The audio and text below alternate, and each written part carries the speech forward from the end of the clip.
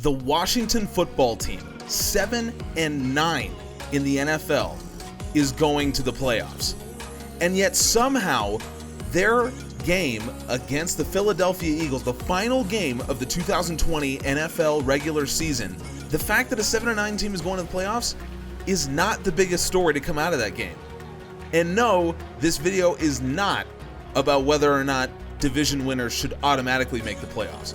Rather, this video is about the frankly disgusting actions taken by Eagles head coach Doug Pederson to basically hand the football team a playoff berth. Let's discuss.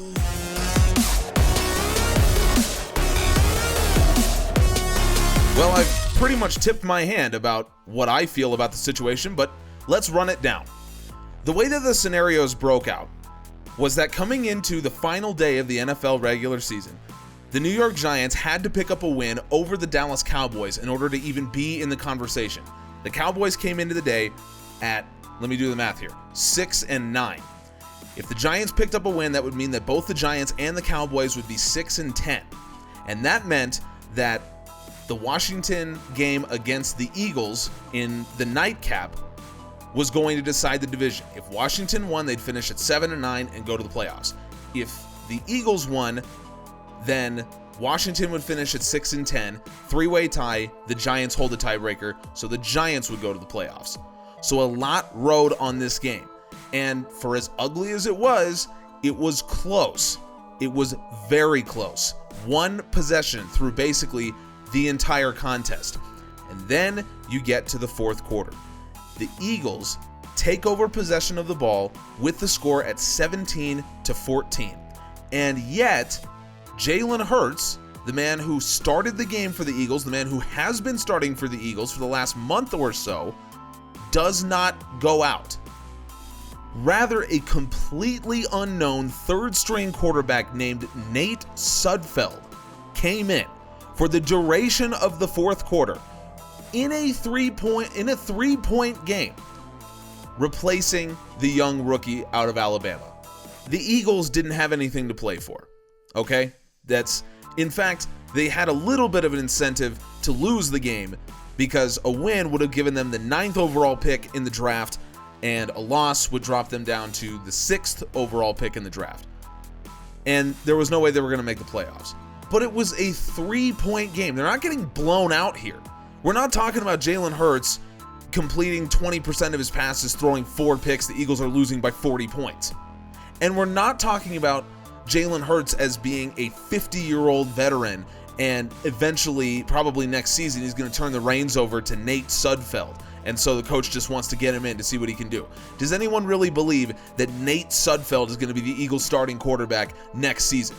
No, in all likelihood, it's going to be Jalen Hurts who is the Eagles starting quarterback next season. And so you're taking this kid who could have led a team down 3 in the final game of the season on national television that millions of people are watching in a game that means everything to the opponent, and allowed him to go out there and get the experience that he sorely needs. No, you didn't do that. Rather, you put in this third string and basically rolled over. This video is aimed entirely at Doug Pederson, the head coach of the Philadelphia Eagles.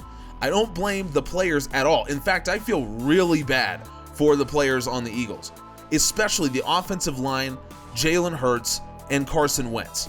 I also want to get this out of the way. I am not an Eagles fan. I am not a Washington football team fan. I am not a Giants fan. I'm not a fan of any of those teams. I have no horse in this race. Alex Smith and Ron Rivera out of Washington, those are fantastic stories, so it's great to see them. But I don't really care that much, about who made the playoffs. So this is me as a fan of sports and a fan of football in general, giving my thoughts on this in particular, this particular situation.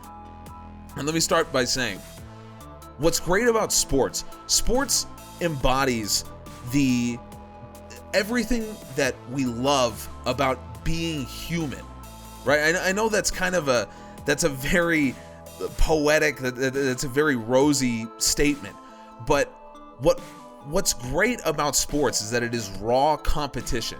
whether you're playing or you're a fan, you get that sense of competition. I go back to something that John Wooden used to say on his pyramid of success. Something that he would say all the time is you want your opponent when they're at your best, because it demands that you be at your best. And at the end of the day, that's what being a human is about. It's about being the best person that you can be at all times. And in order to do that, you need the people around you to also be trying to be the best person they can be at all times. This isn't me trying to make this into some kind of motivational speech. This is what's great about sports. That's the essence of sports, is competition. To Doug Pederson, the man who essentially said, we're done with competition. We could put out our starting quarterback, the man who started this game. We could put him out there and try to win this football game, whether or not it means anything to our organization. But we're not going to do it. We're going to put in this guy who is never going to sniff the field again, especially after his performance in this game. No disrespect to Nate Sudfeld, but he goes 5 of 12 for 32 yards, a pick, and a fumble. Not going to happen. Jalen Hurts wasn't fantastic in this game, but at least he had over 100 total yards and 2 touchdowns. From an Eagles perspective, you're probably looking at Jalen Hurts as being the quarterback of the future, or at the very least in the running for it. And so to take him out of the game, what are you trying to do? Are you just trying to spite the New York Giants?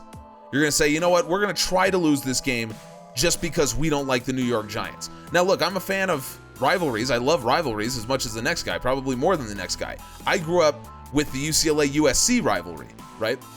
That's one of the fiercest rivalries in all of sports in America. So I know what it's like to hate a team so much that you'd almost rather lose than see them win. But the key word there is almost. You go out there and you try to win a game. And if that helps your opponent, if that helps your rival, then that helps your rival. But the most important thing is that you go out there and try to win. And so Doug Pederson deciding to go out there and not try to win a game, that is unacceptable. I mean, it's unacceptable. What Doug Pederson has done here, and this is from the man who basically lauded himself as the next great coach in the NFL. After the Eagles won the Super Bowl a couple years ago, Doug Pederson wrote a book called Fearless, where he called himself and his own team basically miracles. They were miracle underdogs. And he wrote an entire book about that season and his coaching style. And now fast forward, that book came out in 2018. Fast forward 2 years, and here he is rolling over in a game that decided a playoff team. Here he is basically giving up and telling the rest of his players, I don't care how hard you're working out there. The defense was working its ass off. The defense is out forcing turnovers. The offensive line is out killing themselves every play in the trenches to protect Jalen Hurts as much as they could. This young rookie who was thrown in when he wasn't supposed to be in there. Carson Wentz is supposed to be the starter. This young rookie gets thrown in. This offensive line is doing everything they can to protect him. And Doug Pederson goes to them and basically spits in every single one of their faces and says, what you're doing doesn't matter because I don't want to win this game. I'm giving up. Is there any reason that Doug Pederson would put Nate Sudfeld in this game? Is there any legitimate reason to put Nate Sudfeld in this game? I think if you're trying to defend Doug Pederson, the best you could say is, well, he said before the game that he wanted to get Nate Sudfeld some time. Okay, he may have wanted to see Nate Sudfeld in there, but when Sudfeld comes out and immediately throws a pick within 3 passes, or fumbles, I guess, within 3 passes, you're going to put him back out there? You're going to put him back out there with Jalen Hurts still sitting there. And that's after Carson Wentz is already a healthy scratch. So Doug Pederson basically chased Carson Wentz out of the organization entirely, decided that he wasn't going to play Carson Wentz just because he didn't like him.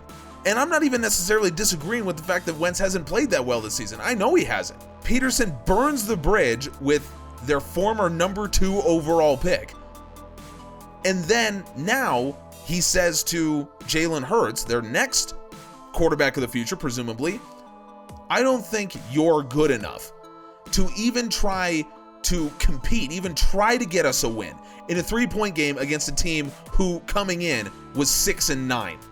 What I think happened was Doug Pederson gave up on his team. He gave up on the season, and maybe he wanted to spite the Giants. Maybe he hates the Giants so much that he'd rather lose than see the Giants in the playoffs. And to me, that is unacceptable. That is not what we do in sports. That it shouldn't be acceptable to anyone. If you're an Eagles fan, please don't defend this. Don't, because this is not what sports is about. You want sports to be just about petty rivalries? I understand you hate the Giants. I hate USC. No one should go out there and try to lose because they hate their opponents. It's not, I don't know any other way to put it other than that violates the very concept of what sporting is. It violates the whole precept of what this activity is and why we love it so much. I wouldn't love sports the way that I do if teams just decided they weren't going to compete today. They decided, you know what? I don't like those other guys. It would help them if we win. I don't feel like competing today. Well, then I don't feel like watching today. What should happen to Doug Pederson? Frankly, I've been losing my patience with Doug Pederson for a while. And again, I'm not an Eagles fan, okay? As an uninterested viewer, I've been losing my patience with Doug Pederson because he was so arrogant after winning the Super Bowl. I appreciate that he put together a Super Bowl winning team, but at the end of the day, what he took into the playoffs was a completely different team than the one that he had been in the regular season.